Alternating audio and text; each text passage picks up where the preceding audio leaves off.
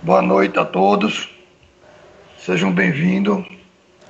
O tema dessa conferência é o movimento armorial. Eu vou falar um pouco do significado do movimento armorial que meu pai criou, Ariano Suassuna. Eu sou Manuel Dantas Suassuna. Está aqui ao meu lado Ricardo Gouveia de Mello, programador visual, que trabalha com a gente há muitos anos. E gostaria de saber se vocês estão me ouvindo bem. Ricardo, dá um alô aí também, para ver se o povo está te ouvindo. Alô, salve, Manuel Dantas Suassuna, viva o povo brasileiro, como dizia o nosso mestre Ariano Suassuna. Viva o povo brasileiro. Meu pai criou o movimento armorial baseado na tríade de formação do Brasil, a tríade primordial, né? Os nativos que aqui estavam, a linhagem portuguesa, ibérica, que veio para cá, e os africanos, né? Ao longo da conversa eu vou exemplificando os exemplos da interação do movimento armorial com a Fazenda Carnaúba. Primeiro eu vou falar, para dar um exemplo, do que seria uma abordagem do movimento armorial. Eu vou citar o Alto da Compadecida, a peça mais importante do meu pai, que foi baseada em 3 folhetos de cordel populares nordestinos.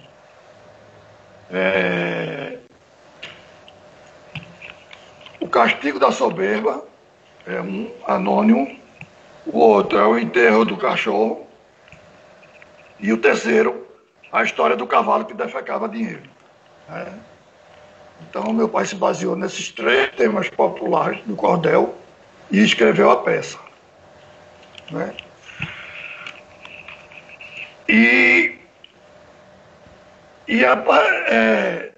Meu pai, pelos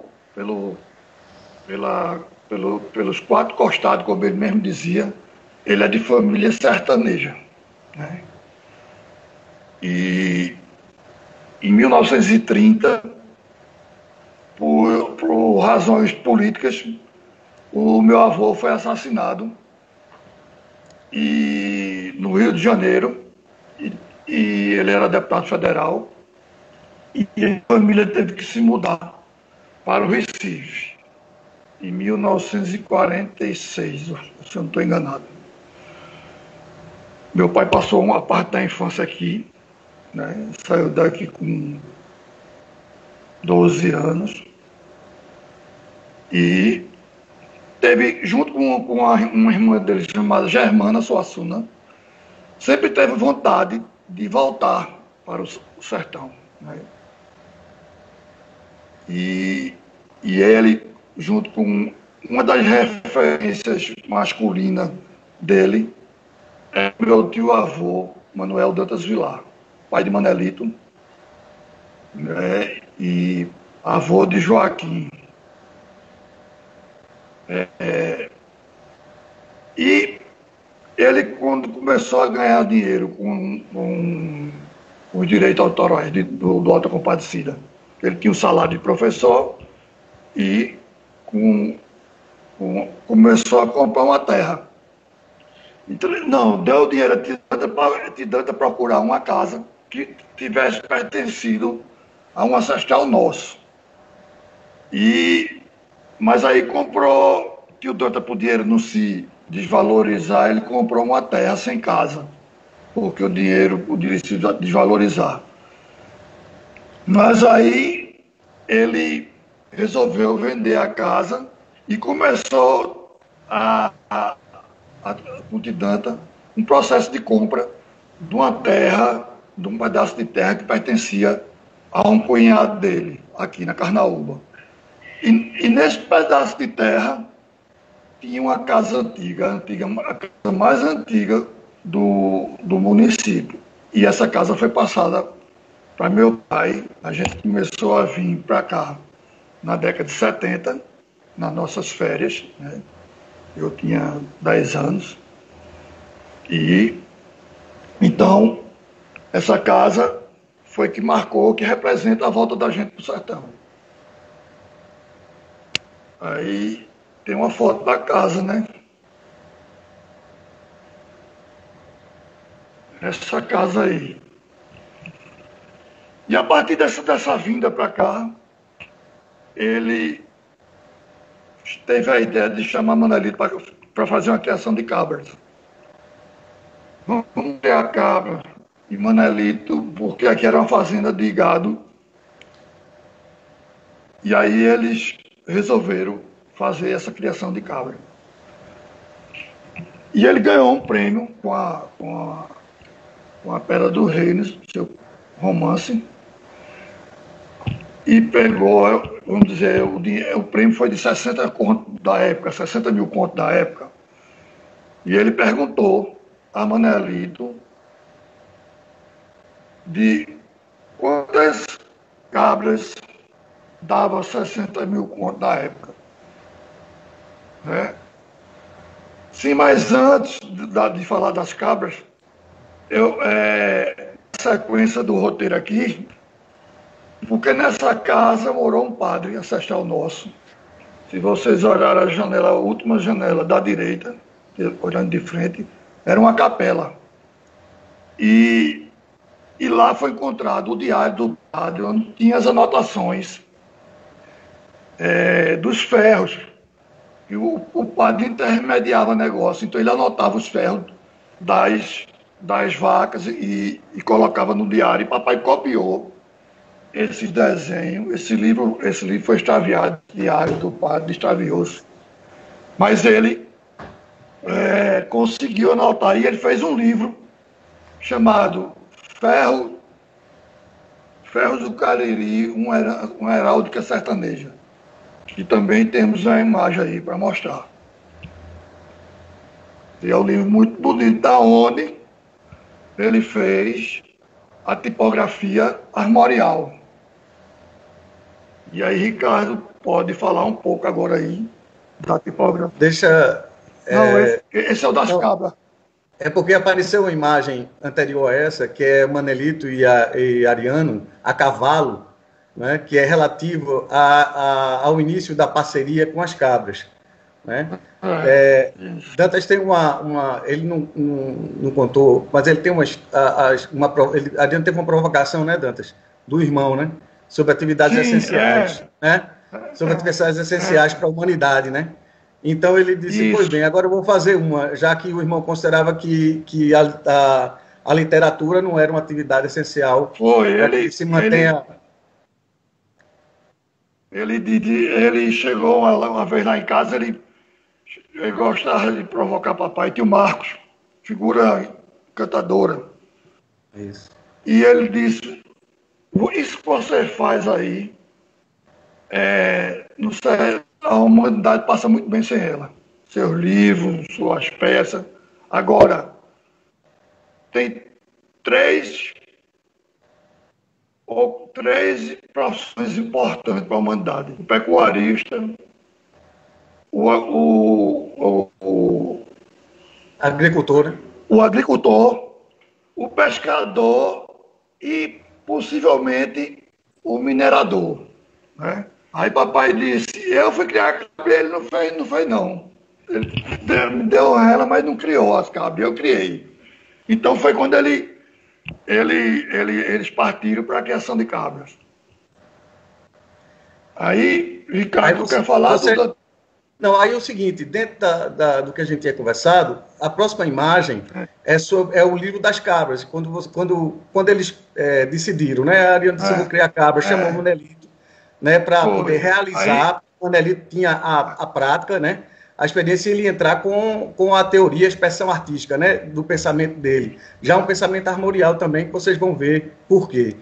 E aí não tinha informações sobre criação de cabra, sobre raças e tal, não tinha um arcabouço intelectual sobre isso no Brasil, né? A cabra ela é relegada a uma criação de subsistência. Então, Ariano resolveu fazer um livro, onde ele numerou, o Dantas pode falar melhor, e onde ele também usou toda a simbologia né, armorial, né, dos elementos da heráldica. Exatamente. Tem um termo de abertura, né, que ele fala do começo dessa criação, e ali tem um ferro não, um brasão, vocês estão vendo ali um brasão no livro, que é um brasão feito por ele, por Ariano, que é da família Dantas Vilar, né?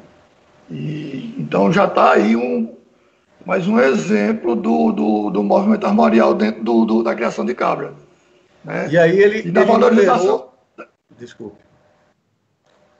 Pode falar. Não, aí ele numerou e descreveu a característica de 1000 tipos de cabra, não foi isso? 200 cabras. 200 cabras. Ah, 200 cabras. Eles foram, aí tem dentro da página todas contadas a morfologia de cada uma, né? São 200 cabras nesse plano inicial. Eles primeiro criaram uma cabra que não se adaptou. Eles não entendiam de cabra, né? Então, a literatura era muito pouca na época, e eles compraram o rebanho de Burge, que é uma cabra indiana, que foi dizimado todinho esse rebanho, e ele depois ganhou outro prêmio com a Pedra do Reino e botou de novo nas cabras agora, porque ele tinha intenção ele pensava, mas as cabras que eu via quando eu era menino eram as cabrinhas vermelhas, da orelhinha curta, que eu via quando eu via quando era menino. E aí um amigo de Manelito, chamado Nilton Monteiro, trouxe um catálogo de cabras espanholas. E quando eles viram, aí eles disseram,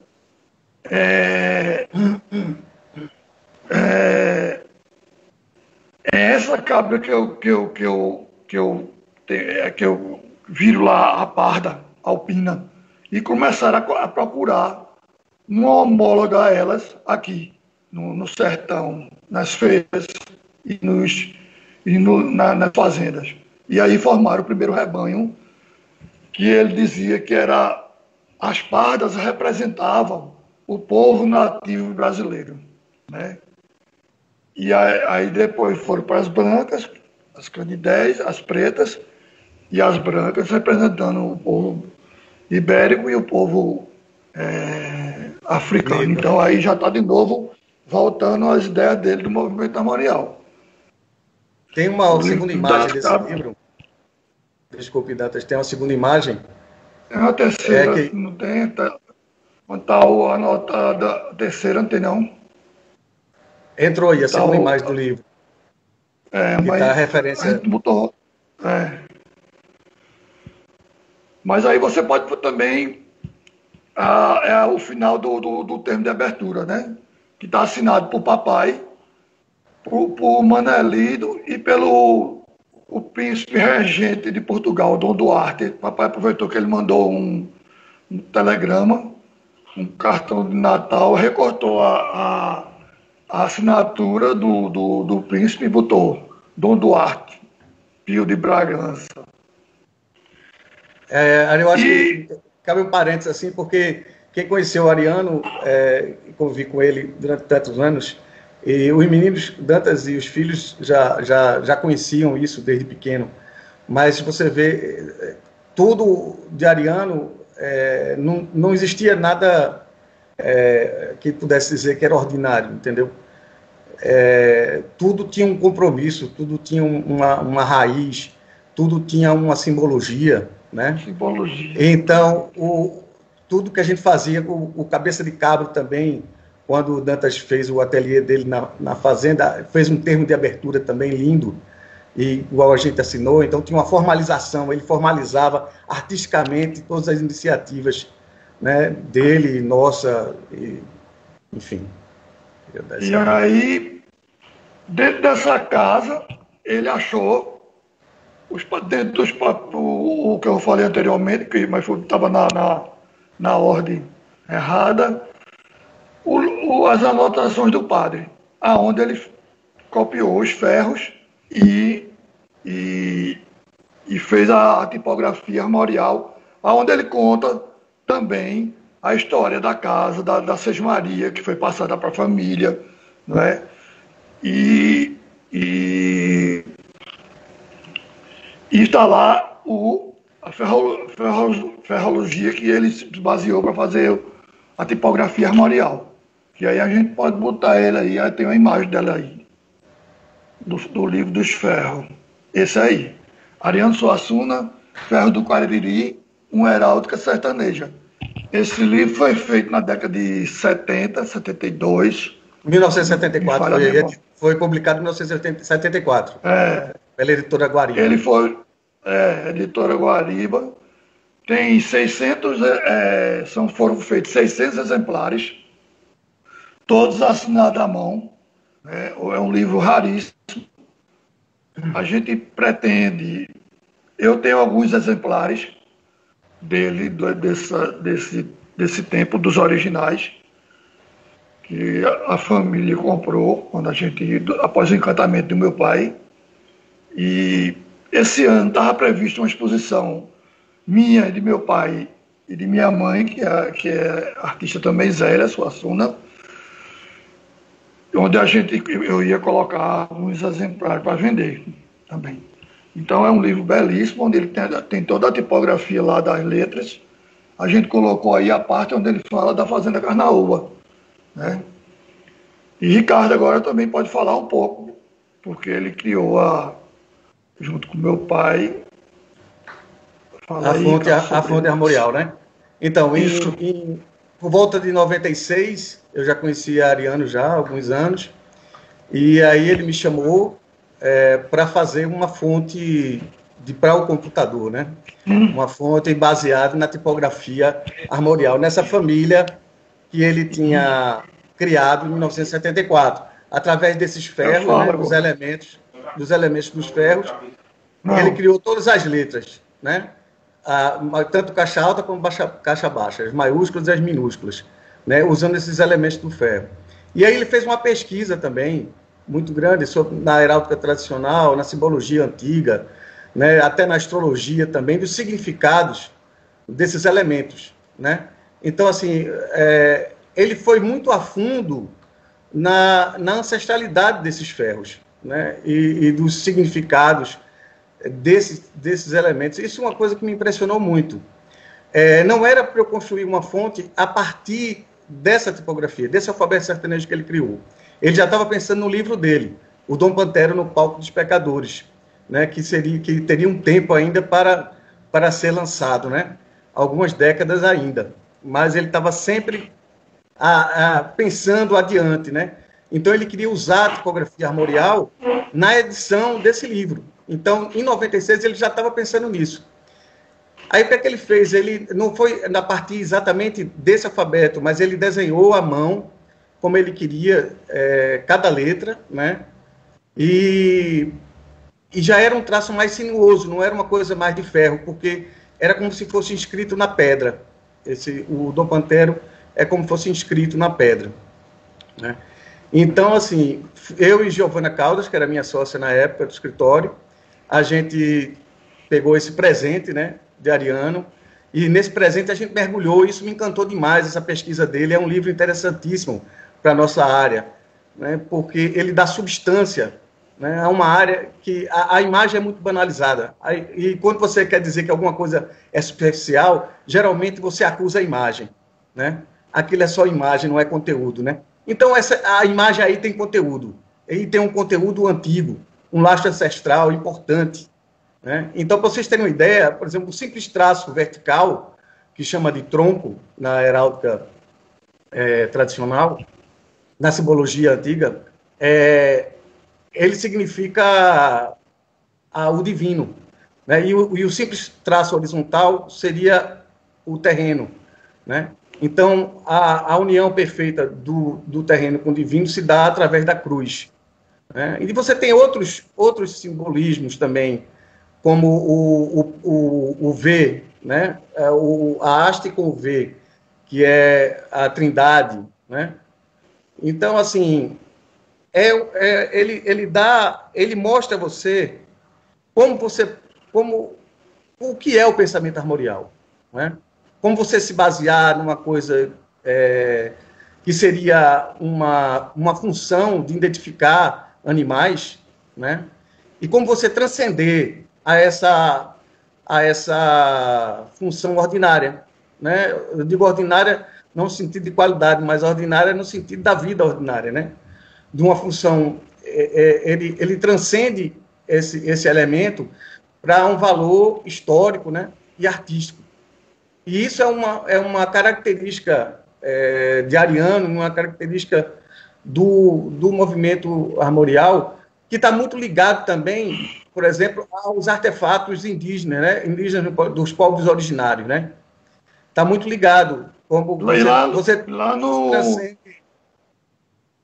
livro dos Ferros, ele vai fazendo uma descrição da ferrologia, né, sua forma, e já vai no final fazendo uma ligação com a pintura rupestre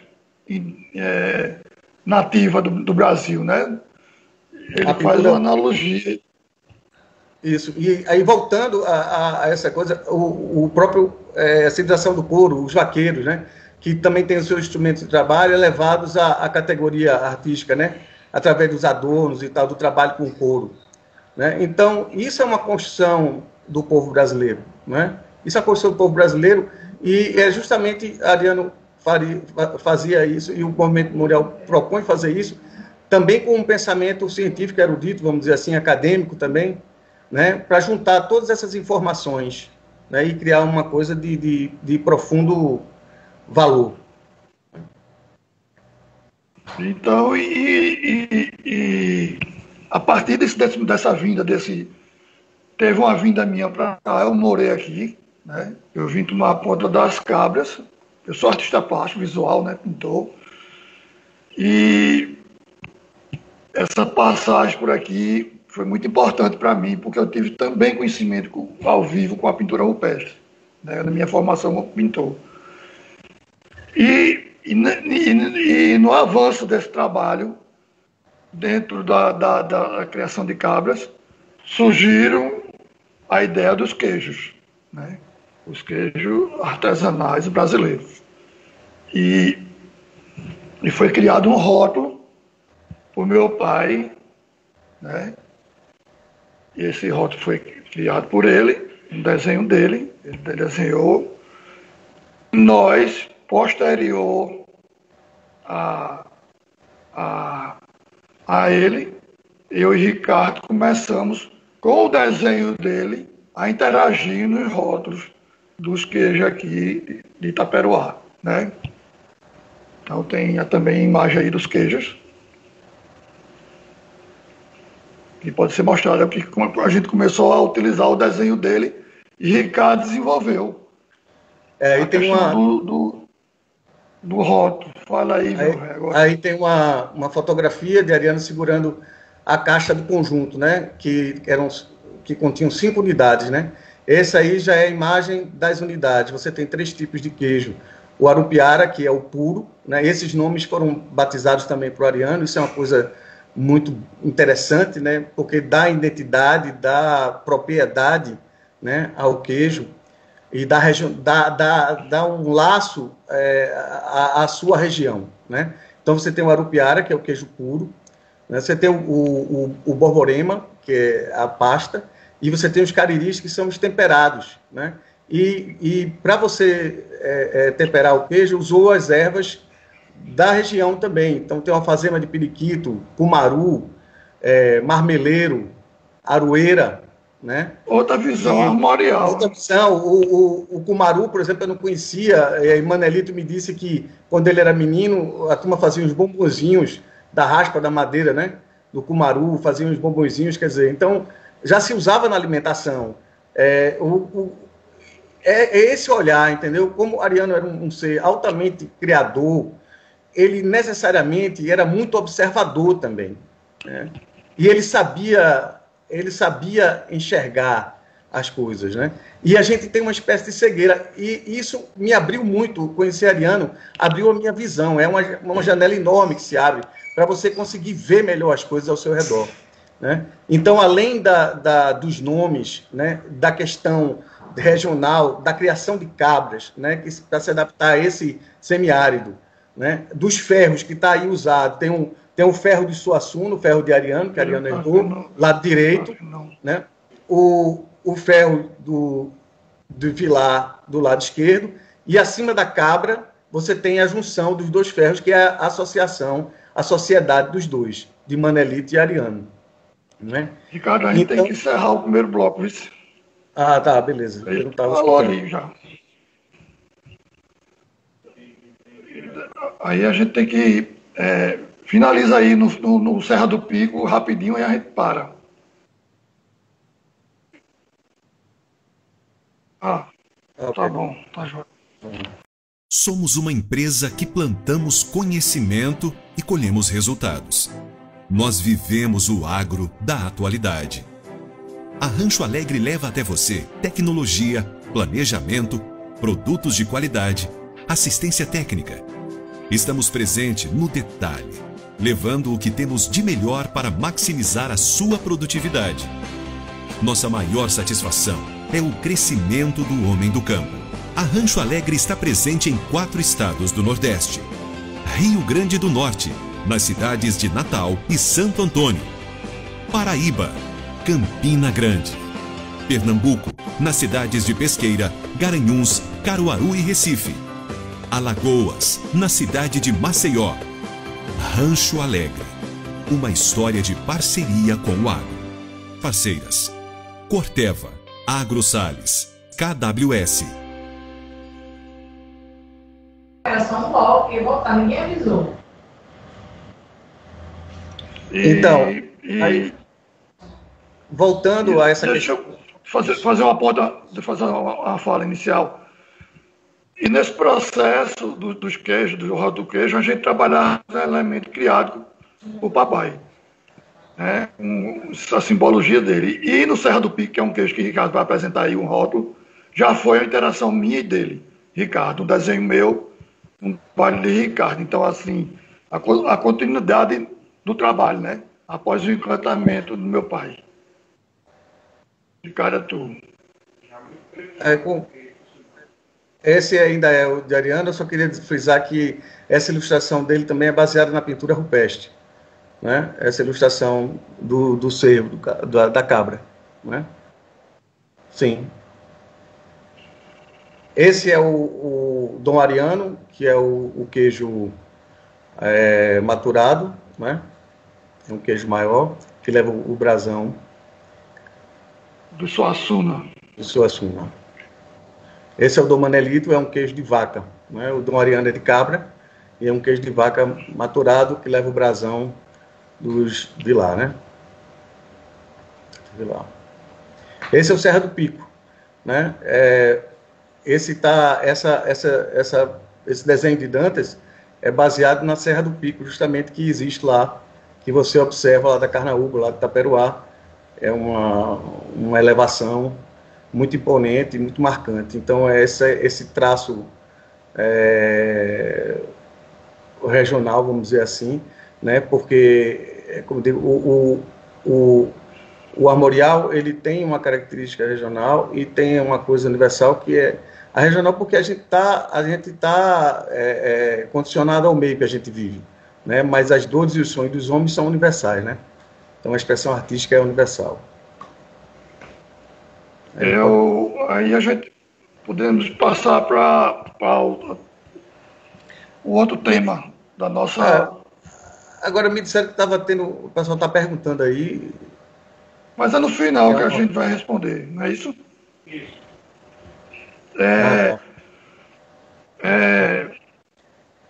Eu como Tanto é só no final, no final a gente vai responder as perguntas, todas as perguntas. Vai responder as perguntas, então, de vocês. Eu, artista plástico, muito jovem, né? Eu, conduzido por papai, mas eu senti uma certa época, uma necessidade de me afastar dele, artisticamente, né? Não afetivamente.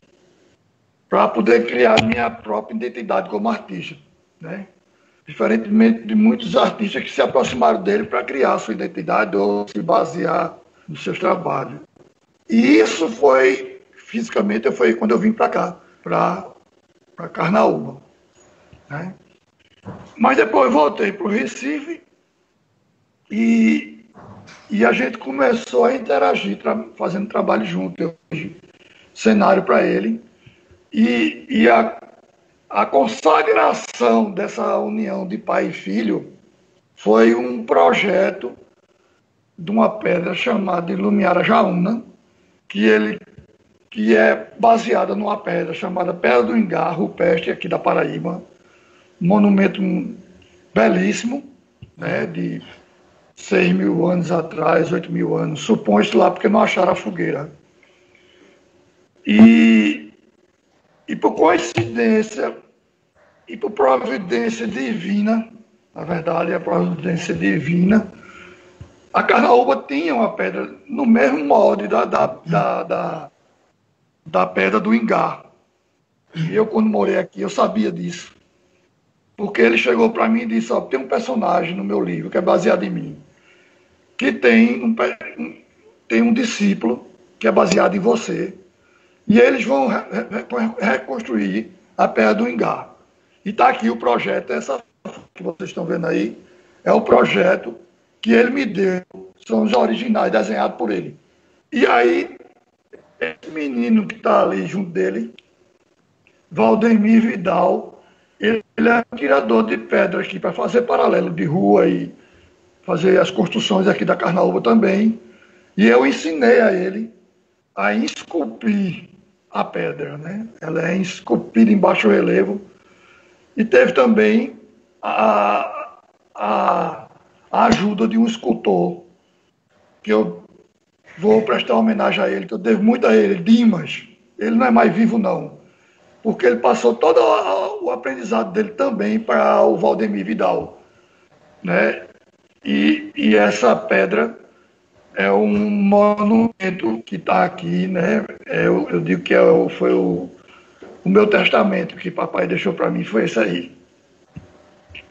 Ricardo quer falar alguma coisa que eu entalei aqui um pouco. Essa pedra está no livro dele, no romance Dom Pantero, no Palco dos Pecadores, né?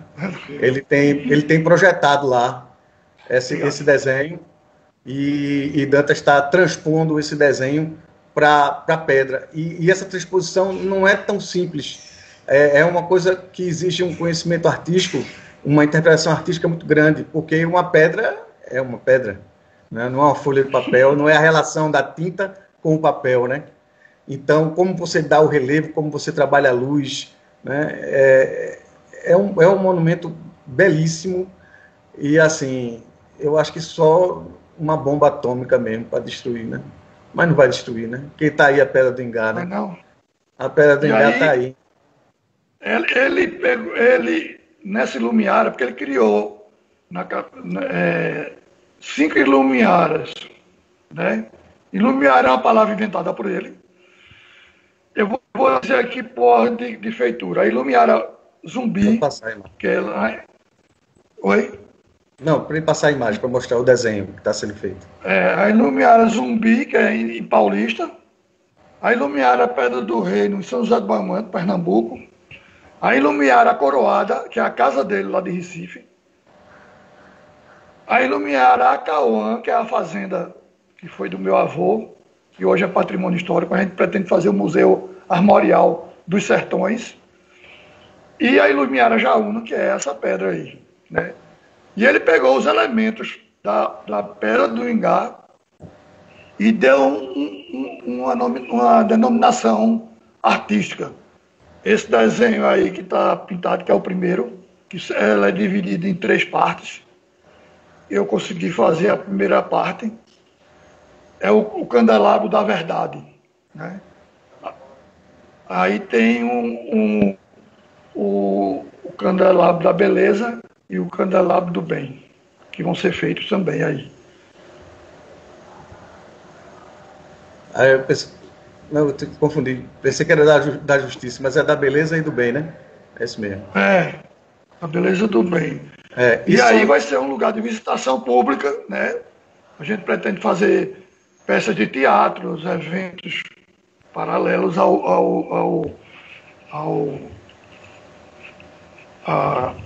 atividade da fazenda.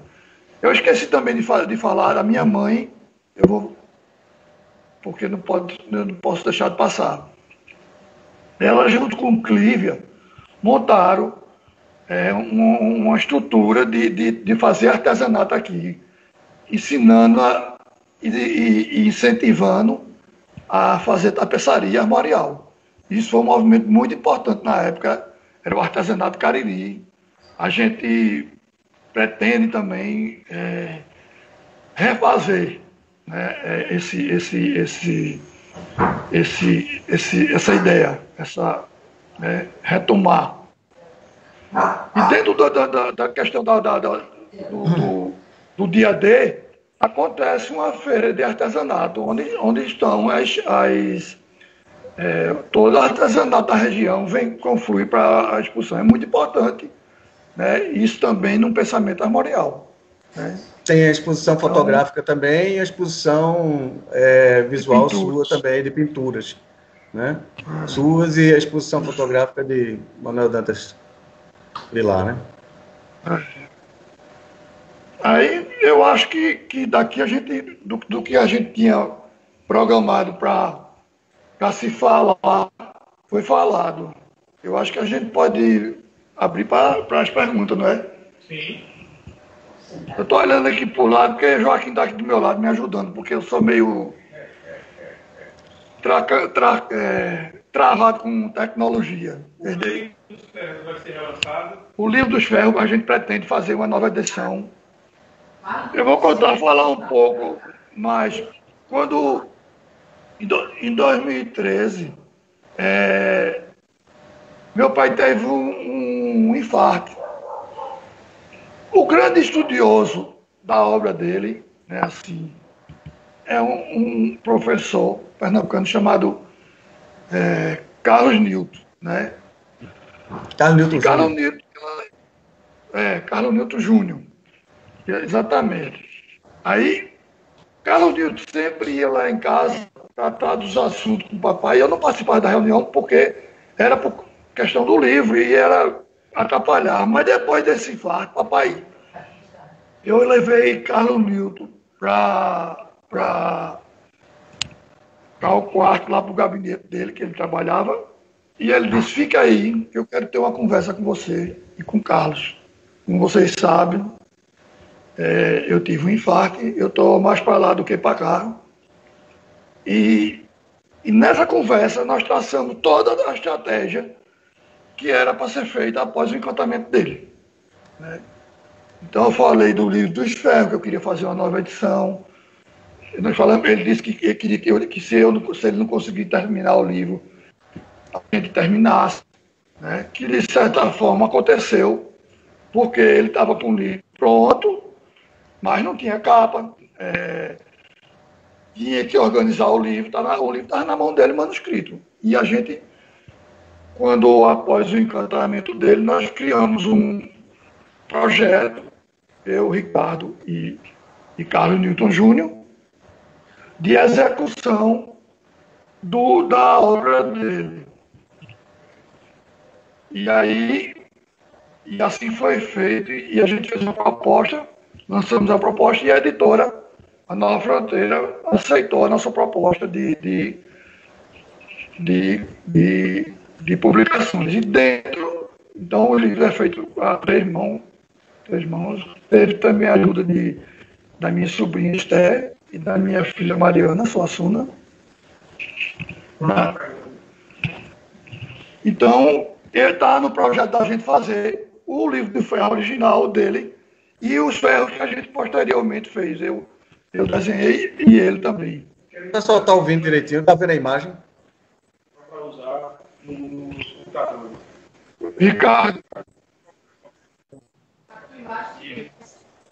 Ricardo, ele está perguntando se a tipografia armorial está disponível. E onde está? E onde está? Ela tá pelo mundo já, tá disponível e está em vários lugares. As pessoas me pedem e a gente compartilha, porque a intenção é justamente que o armorial ele se expanda, né? E as pessoas façam suas leituras também em cima dele. Eu acho que eu estou com probleminha na minha imagem aí, né? Mas deu para ouvir meu áudio, não?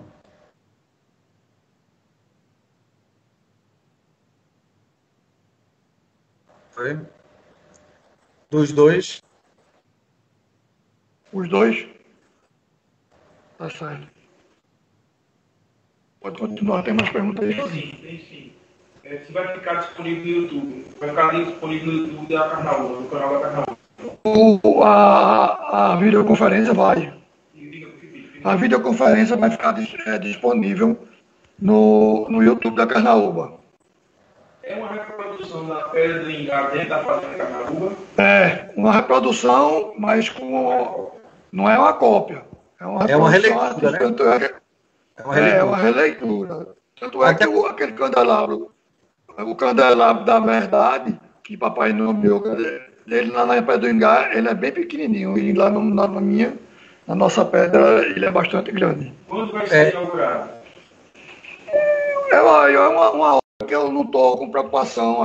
Eu tenho preocupação de terminar, mas tenho muita dificuldade, porque eu faço com dinheiro, né? Eu não consegui patrocinadores, né? Eu então pego o que sobra do que vem de direito autoral para mim, né? Eu tento tirar, é como se o filho estivesse devolvendo ao pai aquilo que ele lhe deu. Eu quero saber de Ricardo como foi o projeto sequencial do Romano Santo Montero. Você tem que falar da pergunta. Ricardo, Como foi o quê? como foi o projeto sequencial do romance de Dom Patero, do feitio? Foi uma catarse. Uma catarse enorme. Eu mergulhei aí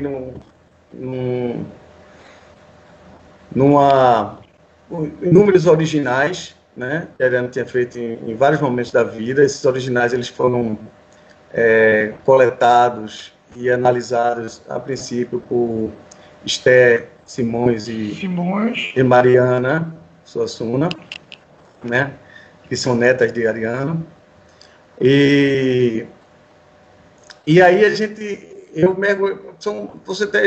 um livro, né, imenso, né, de 1.200 páginas mais ou menos, né, pouco menos de 1.200 páginas, né, com uma riqueza imensa também. E todos aqueles originais de Ariano me arrodeando aqui. Foi uma catarse de muitos dias, de entrega, de muita emoção, de muita responsabilidade, que eu procurava não pensar nisso, né? E eu procurei ser o mais fiel possível ao desejo dele, né? Como estou procurando ser o mais fiel possível ao desejo dele no conjunto da obra que a gente está relançando toda, né? Como uma obra só, uma iluminária literária, né? Então, todos os elementos estavam ali dados por ele, né? E cabia a mim conseguir executar de forma que honrasse, né, essa obra de tão grande qualidade, né? Então, é como uma receita que você vai fazer de maneira honesta. E eu sempre... A gente já lançou o teatro completo, né? Ariano Suassuna, vamos... já lançamos o teatro completo. A Pedra do Reino foi o primeiro, né, que a gente, dessa nova leva. Depois veio o romance, o Alta Compadecida, o Santo e a Porca, né? Lançamos um romance inédito também, que é o Sedutor do Sertão, né? Agora há pouco tempo. E temos também a Farsa da Boa Preguiça, né, que vai ser lançada também, porque as obras teatrais vão ser lançadas individualmente. Fora o Teatro Completo, que é uma obra mais robusta, né? São 4 livros, tragédias, comédias, entremeses e traduções que a Ariane fez, né? então a obra se torna um pouco cara, e o teatro vai ser todo editado também unitariamente, né, peça por peça. Deixa eu fazer outra pergunta. Tem outra pergunta aqui. Deixa eu responder.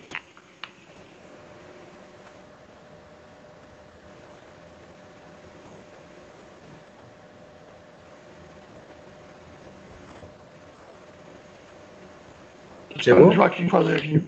Fazer? Pode. Como o movimento armorial se apresenta dentro do dia dele? Dentro do dia dele. Nessa questão das exposições, né? Você faça a pergunta e você... Sim. Como o movimento armorial se apresenta dentro do dia dele. De tudo isso que a gente falou.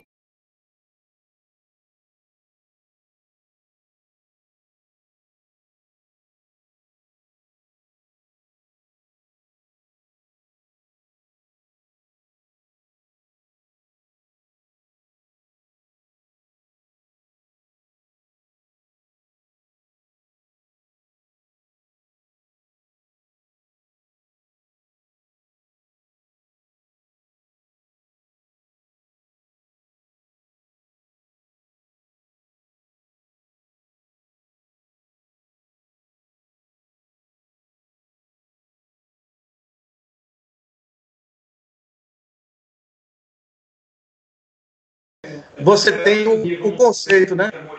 Só aqui não está ouvindo, Dantas. Deixa eu falar só. Você tem o conceito, porque fora a expressão artística que existe dentro do IAD, você tem o conceito também da fazenda e da própria criação, né? Que respeita o ambiente, né? O ambiente que está inserido, né? Que busca respeitar a história de como se dá, se vive com esse ambiente, né? O que se come, o que se dá para o animal, né? Você tem um sistema de adaptação ao semiárido e não de confronto ao semiárido, como se é comum fazer, né? Obras contra a seca, como o Manuelito fala tanto, né? Você tem que fazer um movimento de se adaptar e não ir contra o seu meio, né? Então, eu acho que isso se reflete na fazenda e no dia D. E eu acho que chama atenção também para a produção intelectual. A produção intelectual dos estados do Nordeste, do Brasil, tem que se voltar para a sua realidade regional, né? E tem que criar conhecimento. Então, o dia D se preocupa com isso também, na criação de conhecimento, para você lidar melhor com os recursos que você possui. Muito bem. Tem outra pergunta.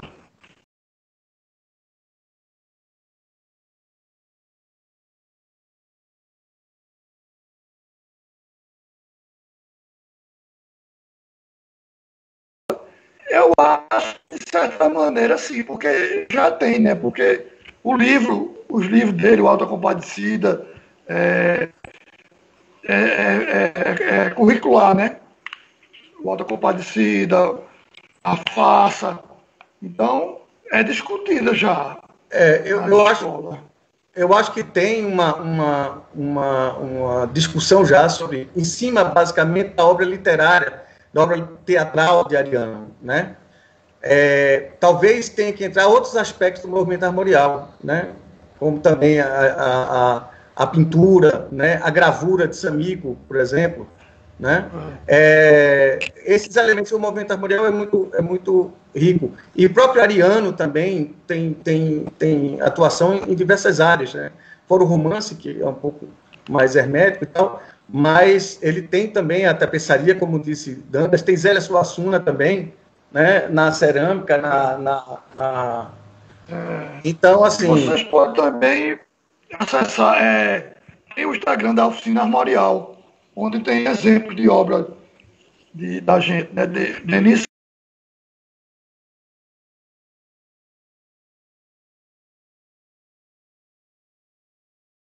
Como é que diz o endereço? @Oficina Armorial. @Oficina Armorial no Instagram. Tem pergunta aí, né, Joaquim? Não, pode seguir.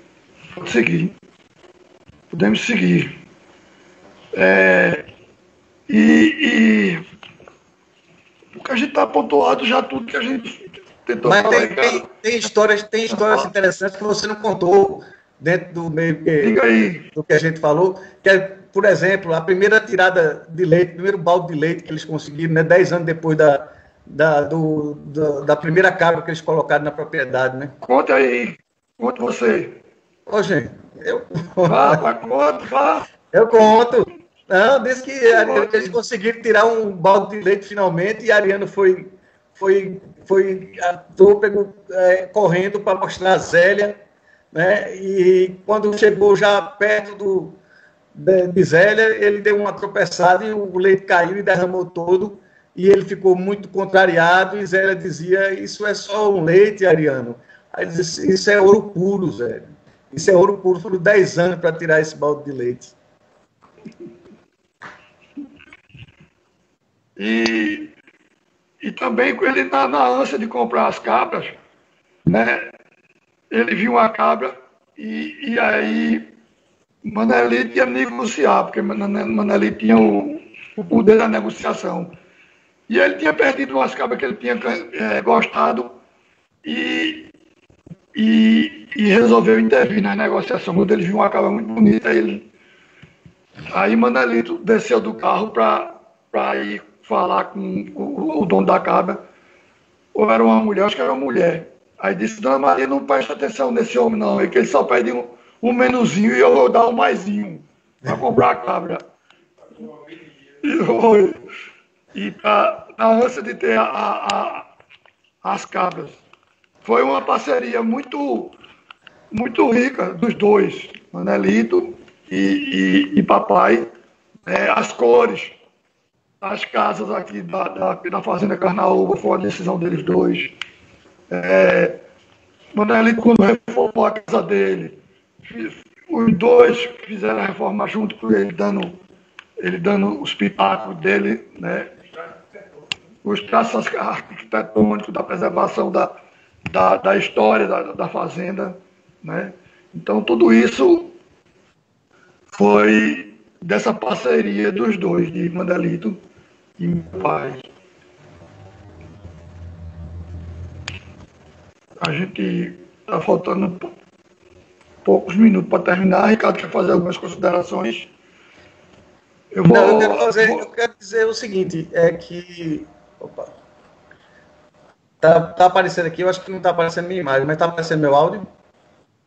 Tá. Eu acho que tá. Estou ouvindo? Tá aparecendo. Não, porque tanto a tipografia, a fonte e armorial, quanto as embalagens tiveram um impacto assim, muito positivo na minha carreira, né, de design e tal. E essas embalagens ganharam um prêmio em 2013, um prêmio nacional chamado Embalagem Marca, e foi um reconhecimento muito interessante, porque era mais um prêmio para grandes corporações, Coca-Cola, Nestlé, muitas multinacionais, né? E nós chegamos lá com esse trabalho, né, que é de uma simplicidade e de uma fortaleza imensa. E isso levou também à Bienal Ibero-Americana de Madrid em 2014, onde eu fui selecionado e fui apresentar esse trabalho. Então, você vê a força que tem esses elementos, né? A importância de você olhar, né, para no seu entorno, né? A própria pintura rupestre, né? Existe toda uma questão de reconhecimento de identidade também na região, né? Para a juventude, por exemplo. A juventude tem que ter conhecimento sobre a sua região, sobre a sua história, né? Isso é autoestima, né? E evita de você estar se pendurando em histórias de outras culturas, né? E se achando menor diante de outras culturas, entendeu? Eu acho que isso é um ponto fundamental, né? E agradecer, né, a todos aqui que vieram nos ouvir, Ricardo. Sim. Dizer que tem a próxima videoconferência vai ser sobre forrageira de Palma, o Dr. Alberto Suassuna, mais conhecido no meio da gente como Zezo, um belo contador de história, que é uma coisa que herdamos também dos nossos antepassados, né? A videoconferência vai ser no dia 18 do mês de corrente. Então, e também uma boa noite a todos, agradecer a oportunidade e que Deus nos ilumine sempre. Gostaria de agradecer também. Agradecer ao pessoal da equipe toda, Alisson, Léo, Joaquim pelo convite, e que é uma honra para mim estar do lado de Manuel Dantas Suassuna, é uma honra para mim trabalhar com o legado de Ariano Suassuna, e eu fico muito emocionado e fico muito grato a tudo. E obrigado a todo mundo que nos acompanhou aí.